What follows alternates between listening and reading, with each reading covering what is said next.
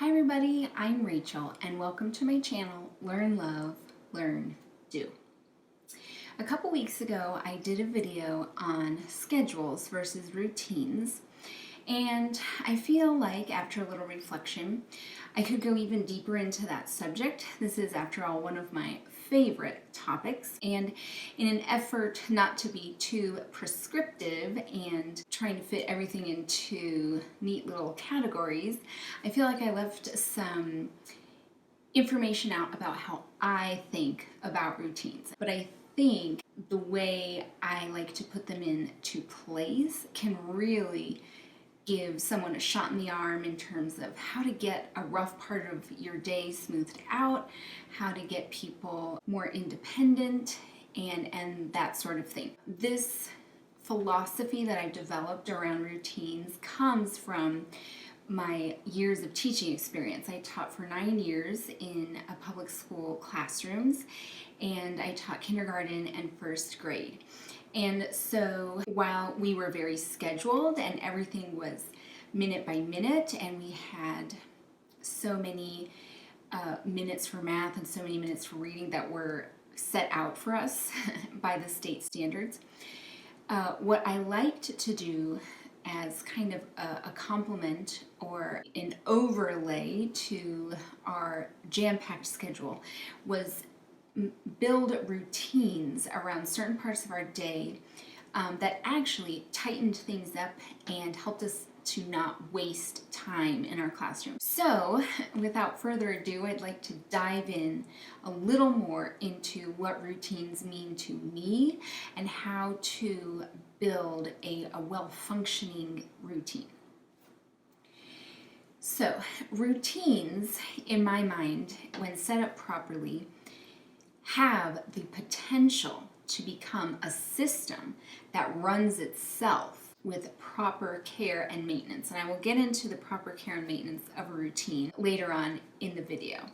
A schedule will never be able to accomplish that because an external source, usually the clock or state standards or what time your boss says you need to be at work, drive the times that the schedule follows. So it's a very improbable thing that a schedule would create a situation where the people involved can run it with or without you.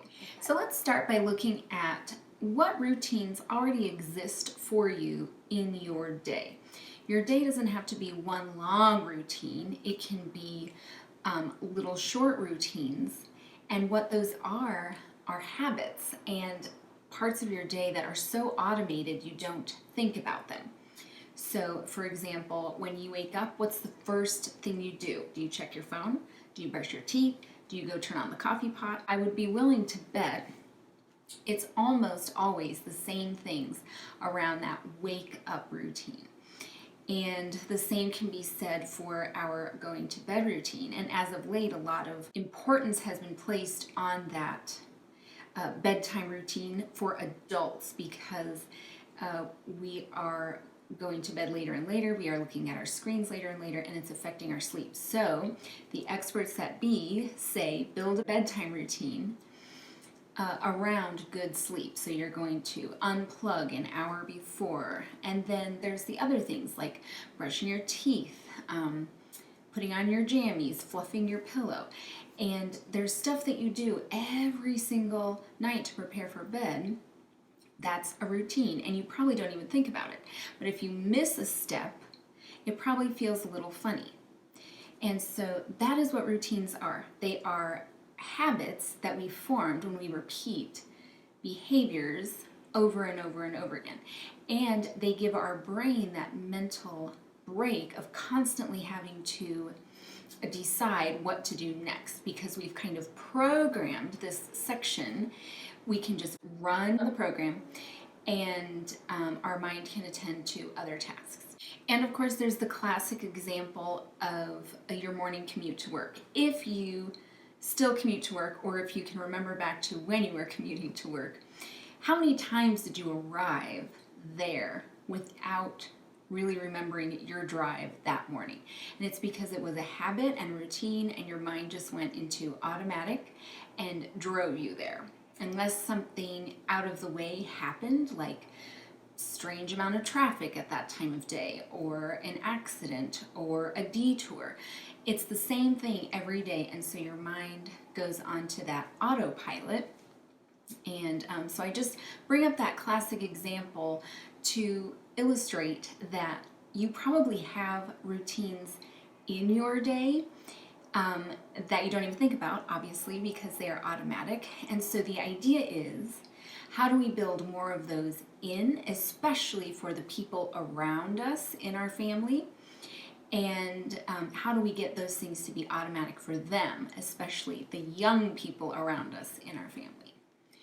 Okay, so let's make a sample routine for the morning. Let's say you want your young child to eat their breakfast, brush their teeth, and get dressed. So what you want them to do are 3 things, but each of those things has its own steps, and each of those things has a certain way that you want it to be done. And the other thing that makes a routine important and gives you that buy-in from the people around you is explaining why you need them to do these things. So if you have a little one that you want them to eat their breakfast, brush their teeth, and get dressed, what does eating their breakfast look like? Does it look like eating a few bites and leaving their plate at the table? Does it look like them pouring their own breakfast cereal and their own milk? Does it look like an older sibling helping your younger siblings? Does it look like eating your food and then clearing the table? And where should they put those dishes? On the counter or in the sink? So be thinking through what it should look like every single time. And we'll come back to why I want you to do that when we get to that care and maintenance section I was talking about.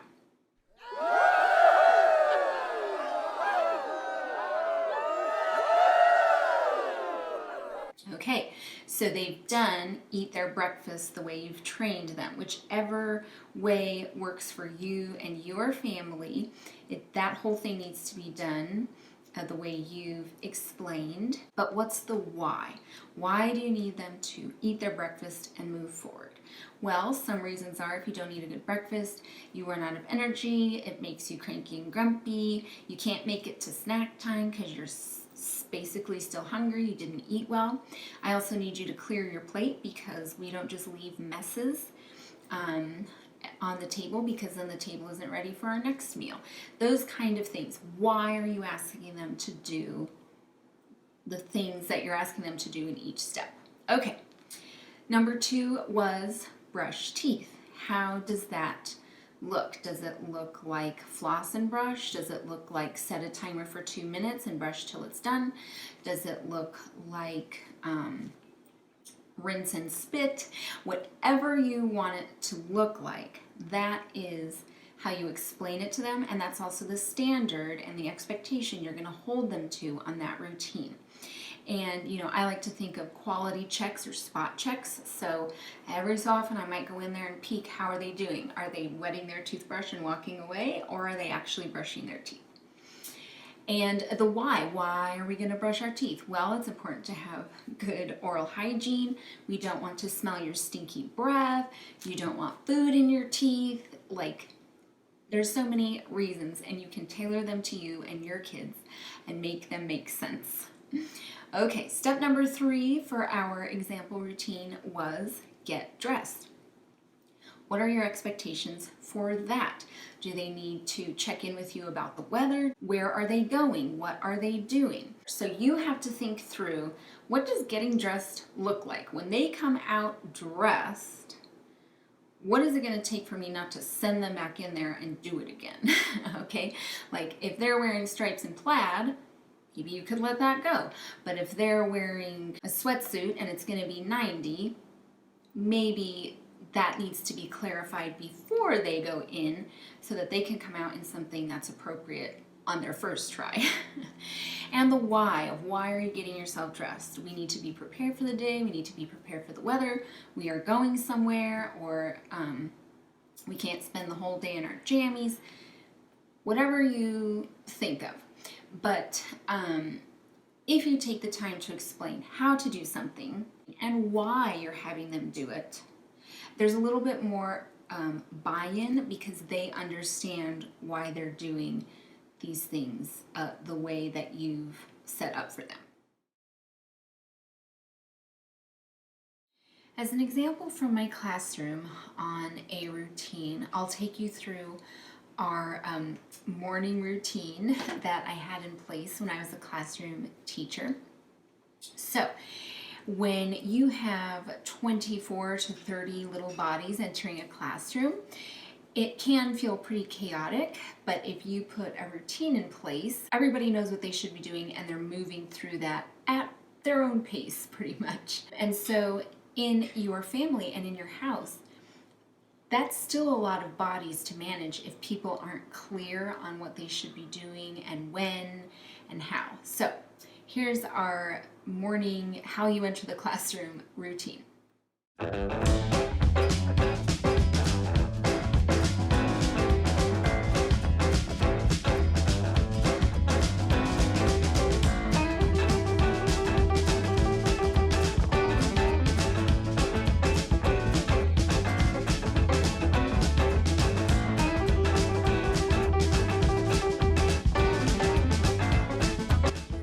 And that was our morning routine. And that coming in all the way to breakfast time took about like 7 minutes. And it's because of that routine and the training and the expectations that I put in place. So let me take you through some of the expectations, just as you would take your kiddo through.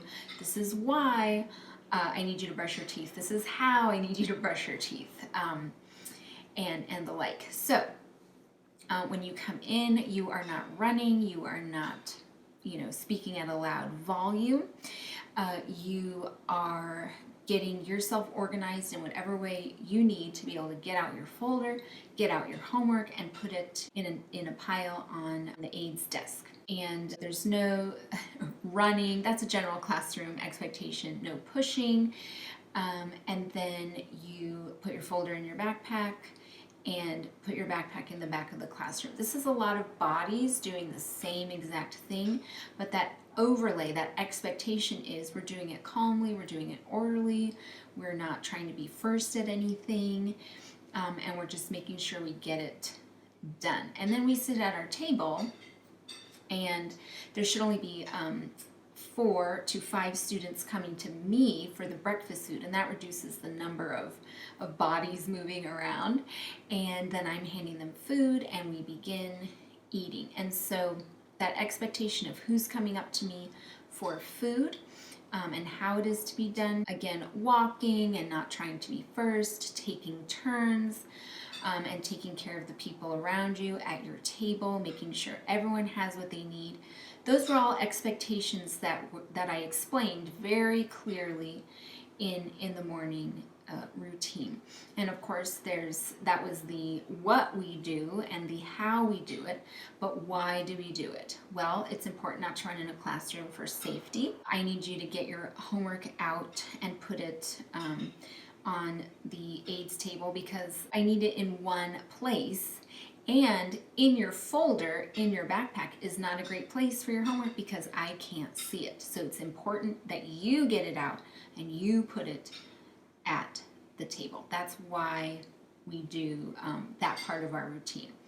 And then you go sit down. Why do we do that? So that we don't have everybody up where the breakfast food is trying to get their own food.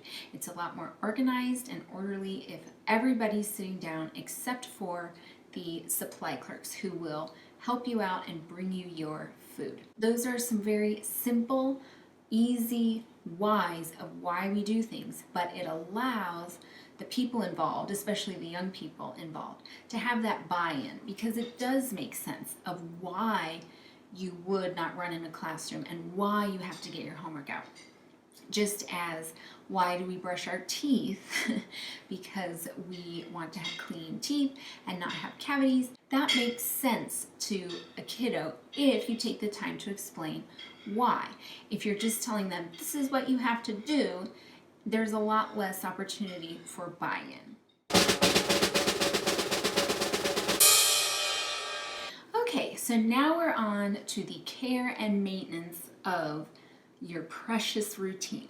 And the care and the maintenance is constantly defending those boundaries and upholding those expectations for the young people that the routine is for.